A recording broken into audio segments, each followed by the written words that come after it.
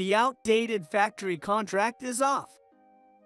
Manager Robert looked at us with disdain. So, you're saying you want to cancel all transactions with us, correct? That's what I said. Robert laughed loudly as he said this, while Jeff glared at him with a hatred as deep as if he were staring at a mortal enemy. Understood. Then, please do your best without us. Huh? Robert tilted his head for a moment at my words, but quickly returned to his smug grin. Employees of a pool company should just leave quickly. Ignoring his words, Jeff and I left Foster Industries. What the hell did you do? You delivered parts we supplied to you to our rival company, didn't you? As soon as I picked up the phone, I heard Robert's yelling. Stop the deliveries to the rival company immediately and deliver them to us. No. I almost cut him off as I replied to his yelling. Are you kidding me? Fine, we'll just get the same parts made by another company. I was stunned by his words. Did he not know? All the parts we supply to Foster Industries are patented. My name is Frank, 61-year-old. I am the president of a company that makes various device parts. Our company mainly produces coils. Even though we call them coils, they are used in a wide variety of machines, and we handle thousands of different types. This company was founded by my father, and I am the second-generation president. My father started this company right after graduating high school. He didn't seem particularly smart, but he was very proactive and well-liked by people. When my father said he wanted to start a company, the landlord where he was working part-time at the time sold him land at a bargain price, and other wealthy people provided the funds. He was a natural charmer.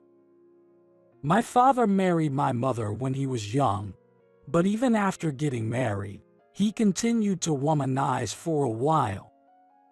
People around my mother told her to endure it because men are like that. But my mother was much smarter than my father and resorted to smashing my father's beloved liquor bottles every time he cheated. Some of those liquors were quite expensive, but my mother mercilessly smashed them all. And after breaking all the bottles, she began discarding his watches, suits, and other valuables one by one. At first, my father put on a brave face. But when my mother sold his motorcycle without his consent, he finally broke down and promised to stop womanizing. And my father truly stopped doing so. After that, he devoted himself to his work.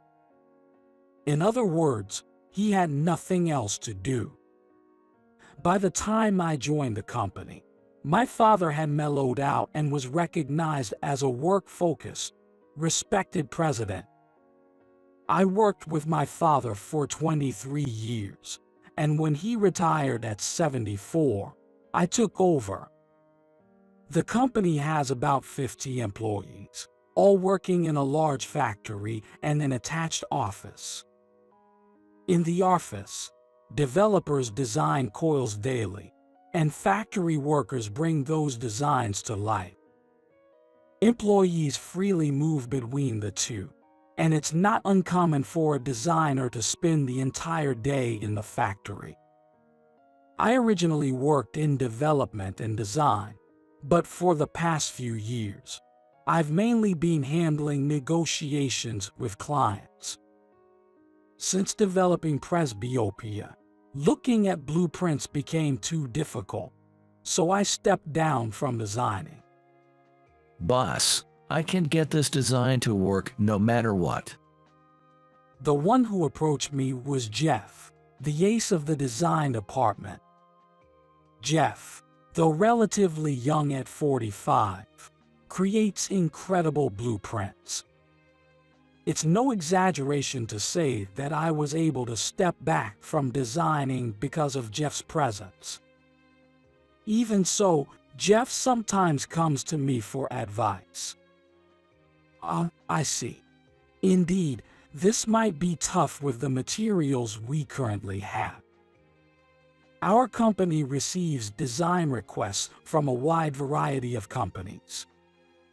Jeff is currently struggling with designing a coil for a transformer used in industrial equipment.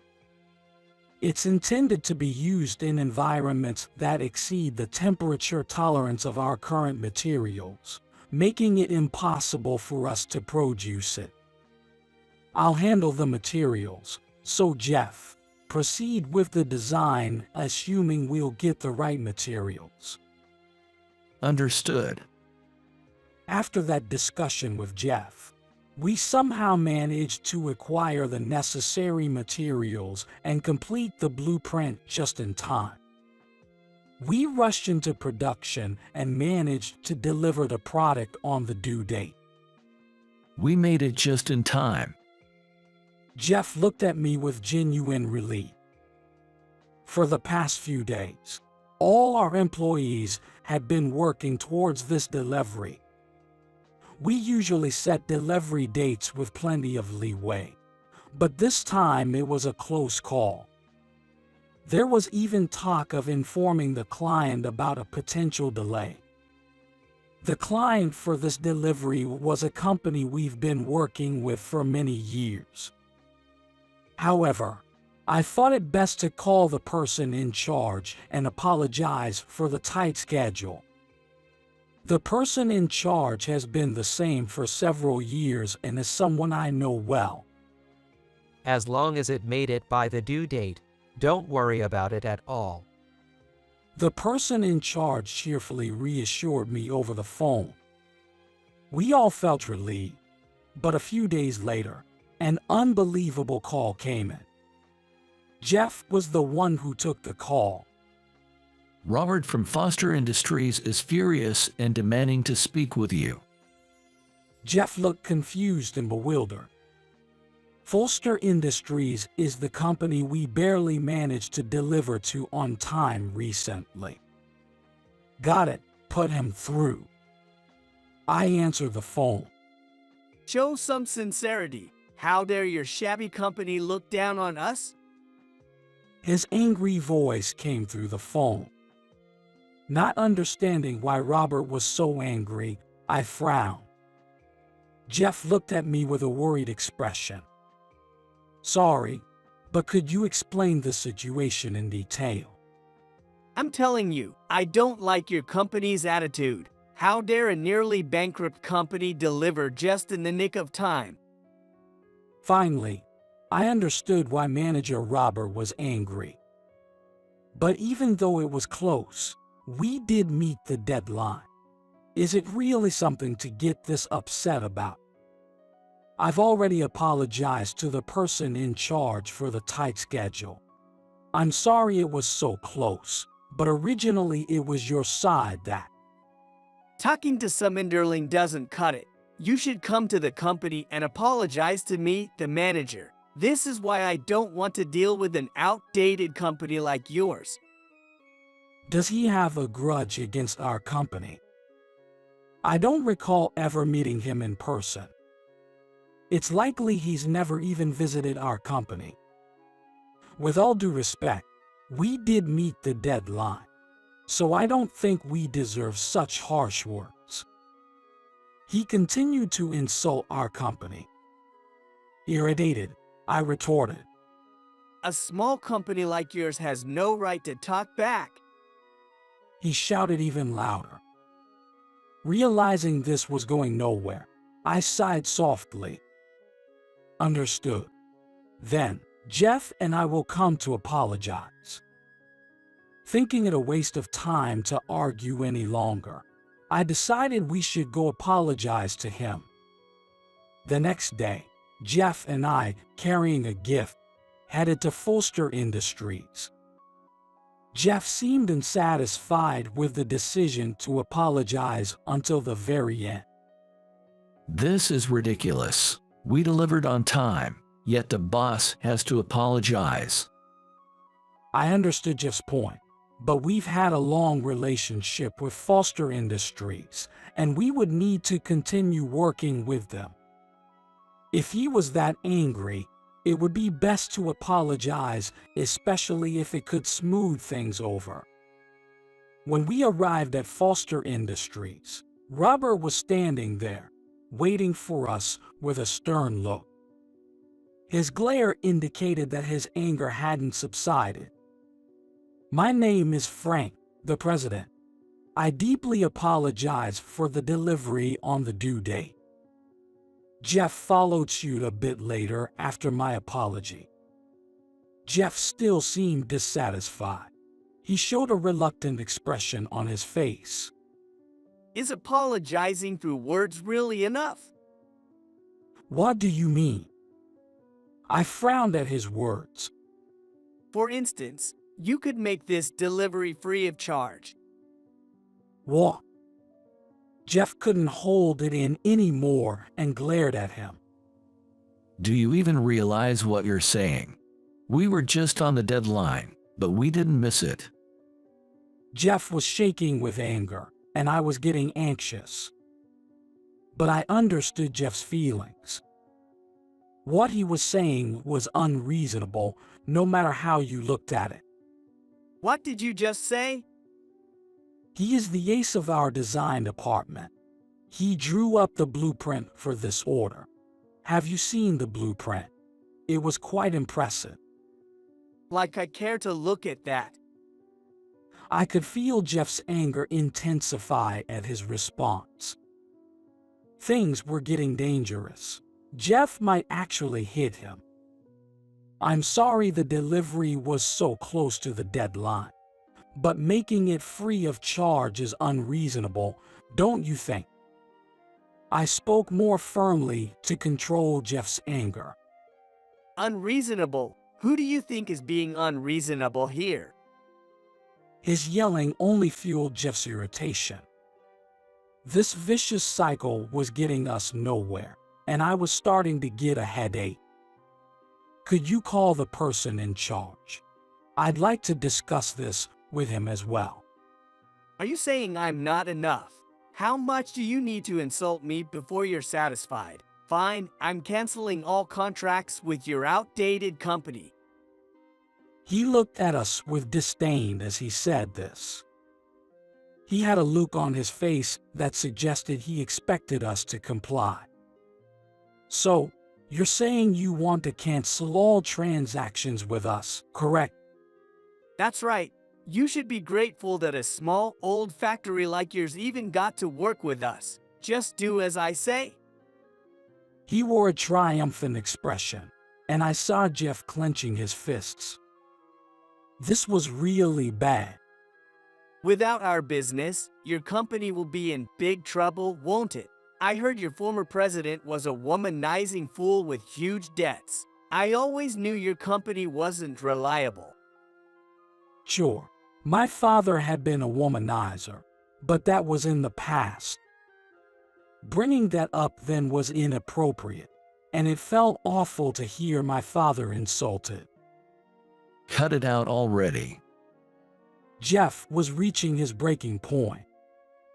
"So, you want to cancel all transactions with us, is that right?" That's what I said. Can't even understand English? You're really done for. He laughed loudly, and Jeff glared at him with a hatred as deep as if he were staring at a mortal enemy. "Understood. Then, please do your best without us." Huh? He tilted his head for a moment, but quickly returned to his smug grin. Employees of a pool company should just leave quickly. Ignoring his words, Jeff and I left Foster Industries. After leaving Foster Industries, Jeff's face was red with anger. I can't believe that guy, speaking to the president like that, and even bad-mouthing the previous president. Thanks for getting angry. It's okay. I feel the same way. I was also struggling to keep my anger in check. There's a good chance it would have been me who grabbed him if things had gone differently. Let's get back to the office. There's something I need you to do. I'll do anything.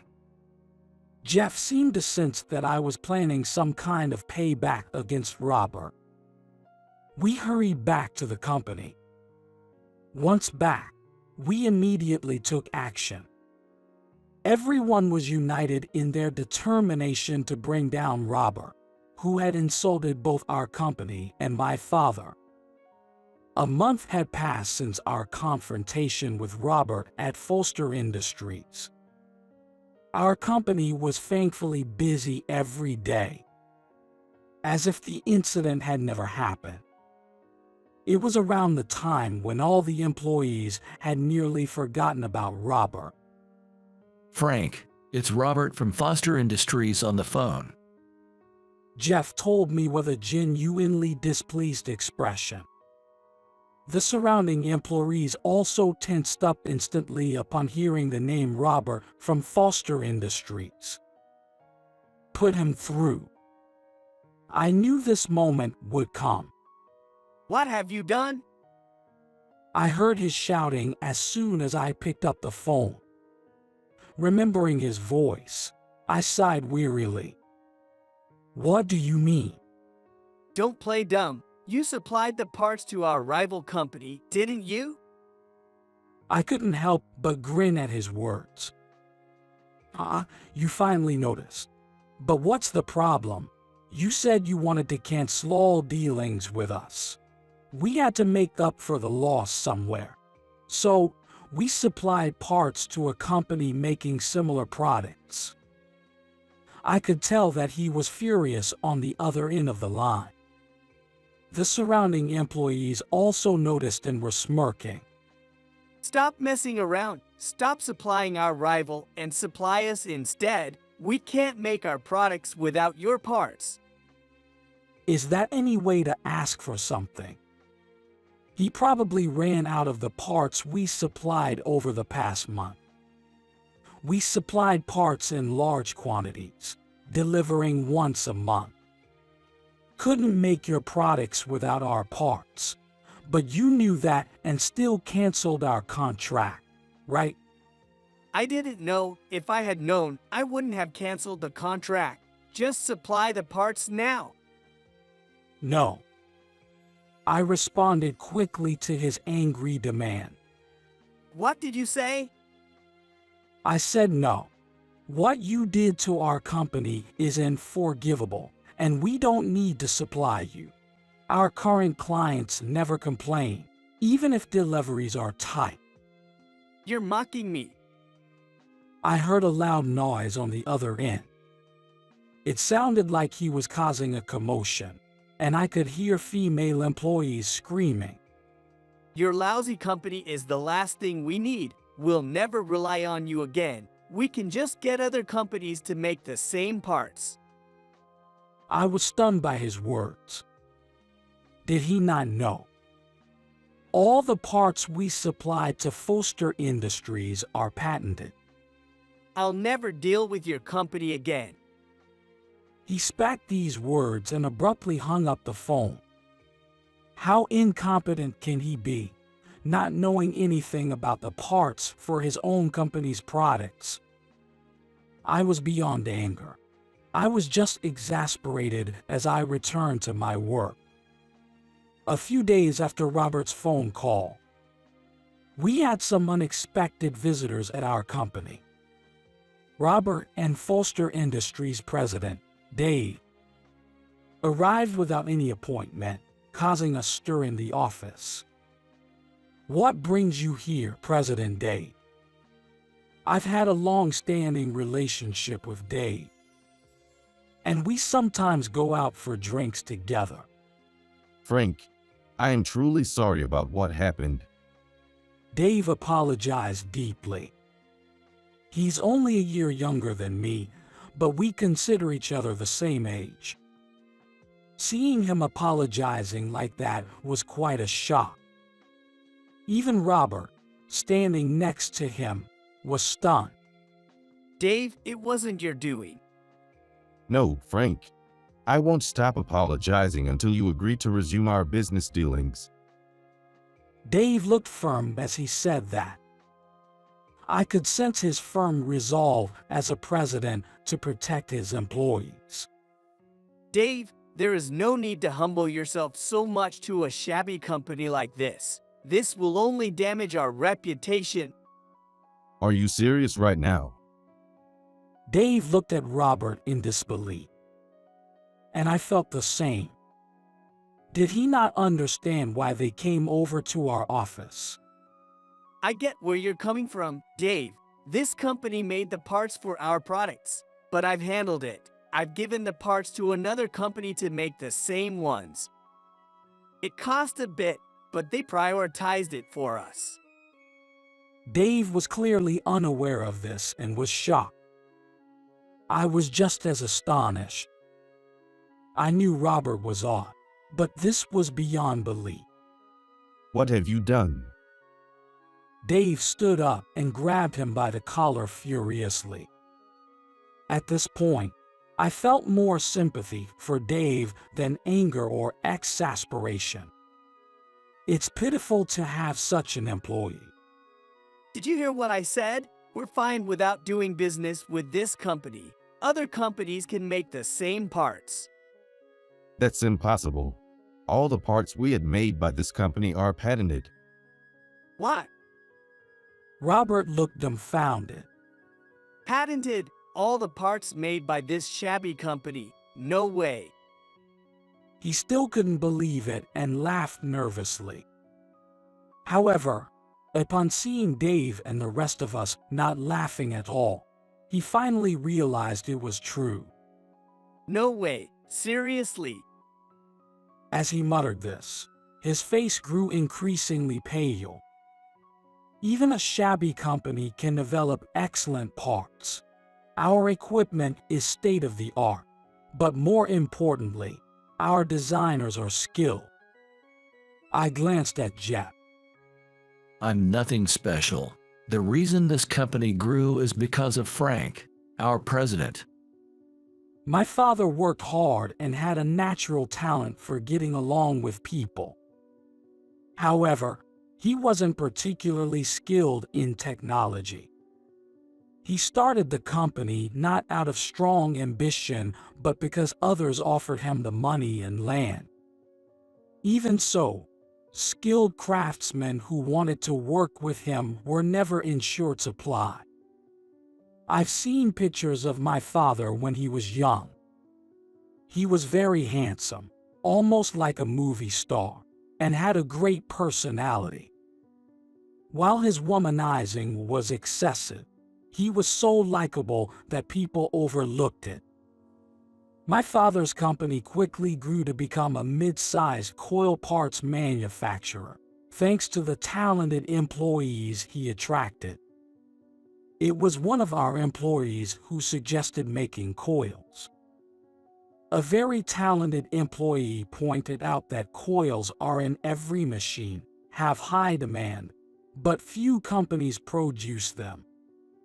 However, despite having excellent craftsmen, we lacked skilled designers. That's why our company remained a mid-sized player until I joined.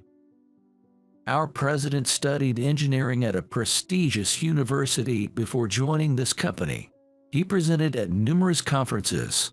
Many renowned companies tried to recruit him, but he learned engineering for the sake of this company. I realized what our company lacked when I was in middle school. Our company used to outsource designs, which the craftsmen then produce. I grew up around the factory and was adored by the craftsmen. They often complained about the simplicity of the parts they were making. Even the best craftsmen can't create parts without designs. Designing and manufacturing parts require different skills. And none of our craftsmen could create blueprints. The craftsmen stayed because of my father's charisma. When asked if they'd leave for another company, they said they'd never leave my father, even if our company went bankrupt. I decided to become a designer for the sake of these loyal craftsmen. Frank then attended the best local high school, then entered the famous university's engineering department. He didn't go to graduate school because he didn't need to. He spent 4 years at university and joined a company. I didn't pursue graduate school because it wasn't necessary. I wanted the credentials from graduating from that university. In this industry, degrees and titles are crucial. By my second year, I was already working with graduate students in the lab, focusing on part design. I spent all my time in the lab, often staying overnight before conferences. While my friends enjoyed college life, I was focused on acquiring as much knowledge, skills, and connections as possible. The coil I designed for my graduation project represents our company. We supplied it to your company too. Yes, it's used in almost all our products. It even won the top prize at a world-renowned industrial parts competition. Dave said this with a weary smile. Frank is famous in this industry for his coils. And yet, you. Dave held his head in his hands. But it was because your company delivered at the last minute. It was delivered on time, so there's no problem? Dave snapped at Robert. Regarding that, we usually set deadlines a week before the due date. But a week before the deadline, we received an email saying our parts would be used in extremely high-temperature environments. This wasn't mentioned in the initial request. Is that so? Dave looked surprised. Yes, and our materials couldn't handle such high temperatures. So we scrambled to find suitable materials. We managed to secure the materials 2 days before the deadline and started manufacturing, resulting in a delivery on the due date. How could this happen? Robert's eyes started to dart around nervously. You know why, don't you, Robert? What are you talking about? Robert was sweating profusely. I spoke with your person in charge. Initially, there were no temperature specifications in the request. But later, it was decided to use the parts in high-temperature environments. The person in charge was ill with an infection, and it was agreed that Robert, the manager, would handle the additional request. The day Robert called, I contacted the person in charge. I asked why the temperature specifications weren't mentioned initially, as we could have delivered the parts sooner. The contact person didn't know about the temperature specifications or the email sent a week before the deadline. After investigating, they discovered the truth. You blamed our company for your own failure to communicate, didn't you? As I said that, Dave was trembling with anger. So what if it was just a week before? The parts were delivered on time. Saying it was on time, so it's fine, is unbelievable. Everyone, including myself, was too stunned to speak. In reality, our craftsmen worked almost all night for the few days leading up to the deadline. Enough of this. Apologize to Frank and all the employees immediately. Dave shouted at Robert, his face red with anger. Why should I? Why? You didn't report your mistake, made unreasonable demands on Frank and his team, and they still managed to deliver on time. How can you act like this? Dave was voicing exactly what we all felt, and the employees were nodding in agreement. Furthermore, You've been trying to have other companies replicate their parts. Those designs can only be created by Frank, so it's impossible to make the same ones. And you've spent a huge amount of money on it. President Dave looked up at the sky, his face pale. Other companies must have wasted time, money, and manpower trying to recreate our parts. Even if they succeeded, they couldn't use them due to patents. And the money spent by Robert would never be recovered. This means Dave's company would now bear significant financial losses. You're fired effective immediately, and I'll ensure all the money spent on other companies is billed directly to you.